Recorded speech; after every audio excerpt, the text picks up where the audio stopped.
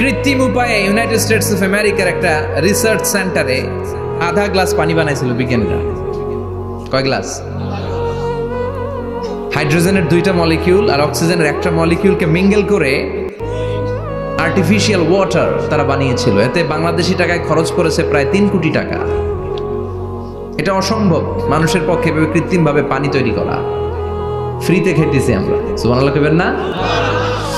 তার মানে পানি দিয়ে আমরা আগুন নিভাই। পানির মধ্যে দুইটা গ্যাস, একটা হলো হাইড্রোজেন আর একটা হলো অক্সিজেন। এই গ্যাস দুইটা দিয়ে আবার আগুন নেভানো যায় না। এই গ্যাস দুইটা আলাদা হলে এগুলো আবার আগুন জ্বালায়। সুবহানাল্লাহ। তার মানে কিয়ামতের দিন পানি আর পানি থাকবে না, পানির মিশ্রিত দুইটা গ্যাসকে আল্লাহ আলাদা করে দেবে। ফলে পৃথিবীর ভেতরে থাকা আগুনগুলো বের হয়ে আসবে, গোটা সাগরের মহাসাগরের পানিগুলো দাউ দাউ করে জ্বলবে।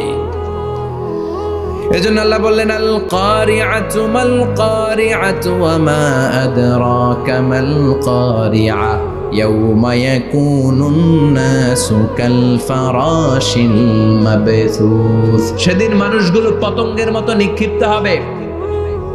ওয়া তাকুনুল জিবালু কাল ইহনিল মানফুশ। তুলাকে ধ্বনিত করা হলে ছোট্ট ছোট্ট তুলার কণা বাতাসে যেমনে ভেসে বেড়ায়, পৃথিবীর বড় বড় পাহাড়গুলো এরকম বাতাসের মধ্যে মেঘের মতো ভাসতে শুরু করবে।